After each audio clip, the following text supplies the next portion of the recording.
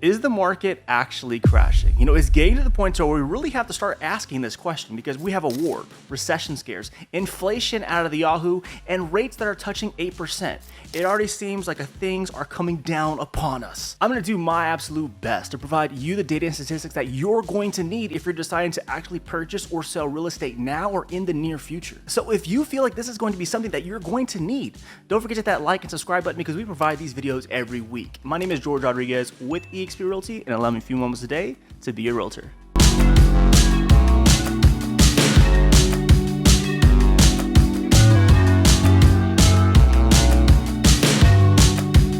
To get a really firm grasp on why the real estate market is so volatile and scary today, it's because of a beautiful word that is nice to say: macroeconomic factors.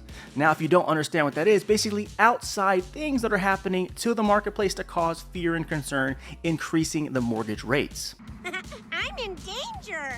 So now, what are some of these fears and concerns? Well, if you've been living under a rock, I'm going to help you out. Well, you have the couple wars going on. You have Israel and Hamas that kicked off, and you still have Russia and Ukraine.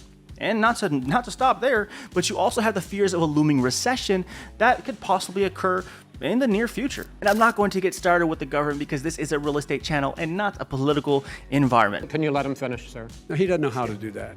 He has, surprised. So let's take a look at these current mortgage rates and see how we are looking today. So now we are going to take a look at the Zillow mortgage rate estimates nationally to see what everyone is getting in terms of the mortgage rate. So now it says, what are today's rates? Well, the national 30-year fixed mortgage rate goes up to 7.46%. Damn! Now, with that, they have a nice chart right here that we have on a 1-year span from basically now to last year. So you have a good idea in terms of where rates have gone basically the past year. And you can see the trajectory that we are currently looking, and this is for good credit score borrowers, 740 or higher. Now, so let's go down by mortgage type, and this is where it's going to give you a good idea in terms of the rate program, the mortgage program that you're going to be looking at.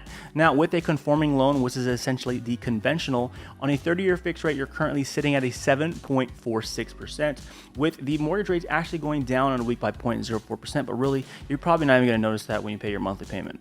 Now, with that, you also have the FHA sitting at 6.79, with a VA sitting at 6.84. Now, this is nationally, and your market may be different in terms of what your lender can actually provide, and probably some of these they may also be paying points to actually be getting it to these numbers as well. Now, if you don't understand, points is essentially money you're going to be paying towards your mortgage rate interest to actually bring down that rate a little bit lower for you. So now that we understand what's going on with these rates and how we're carrying a little bit look in this past year, now I'm gonna take a little sip of this cafe and give you some little ASMR, you know what I mean? That was good. So now, if you're finding anything in this video at all helpful, do not forget to hit that like and subscribe button, as it does help me and the channel push this video out to more people that can find this information just as useful as you do. Now, the real question is, are these rates actually affecting the marketplace today and how people are actually selling their homes? Sellers pay attention. Now, in the Market Watch, in the last 7 days, in the entire state of Washington, we have a total of 1,417 new listings, back on market at 233, with the list price reductions. Pay close attention. List price reductions at 1,235 properties in just the last 7 days have decided to actually reduce the price in which they're asking for in their homes. So basically, new home sellers are facing the internal rush that they need to actually drop the price of their home to actually make it more affordable for buyers to actually purchase that property. Now, continuing on, we have list price increases sitting at 70. Don't know what they're doing. Contingent at 79. Listings expired at 101. Listings pending. Good number. 1,727 homes have went pending in the last 7 days. Of course, the recording of this video is on the date of October 13th. Listings sold 1,168. So basically, the transaction went into the sold status, and then listings canceled at 324. So now that we understand how sellers are actually digesting these statistics when it comes to list price reductions, and of course, obviously, things are still selling and going pending, so homes being sold are not the issue. Let's take a look at the data points for Tacoma Seattle and see how we're actually stacking up as a marketplace in regards to these current data points. So now all of these data points are going to be provided by the Northwest Multiple Listing Service and InfoSparks. Of course, me being a realtor here in the area, I have access to this information. And if you need to buy or sell real estate here, in the state of Washington, you know what to do. Contact information is down below. So now first up, we have Tacoma. With Tacoma, this is going to be from the last year to now. Now, of course, we are going to be paying attention to September because, you know, we're going to be looking at this for the month of October, how we're digesting it. September, the average median sale price was sitting at $450,000. As you can see, as rates have continued to actually decrease, the average median sale price for properties have continued to actually go down consecutively. Now the question is, how far are we actually going down? Well, if we take a look at January of 2022, we're basically where we are at with rates when they were absolutely insane and how low they actually were. Now with that, let's take a look at the new listings that are currently going on the market. Now, of course, this is something we have to pay attention to because less and less homes are going to be up for sale, which is basically shocking the supply on why the price is still elevated and has not decreased. Now with that, we only have 3,999 new listings for the month of September. Homes for sale currently, we only have 533 in the entire area of Tacoma itself. Now with pending sales, like we have shown, we have 3,265 that went pending in the month of September alone. As you can see, as time has gone on, less and less buyers have actually purchased homes every month, currently staying longer on the market.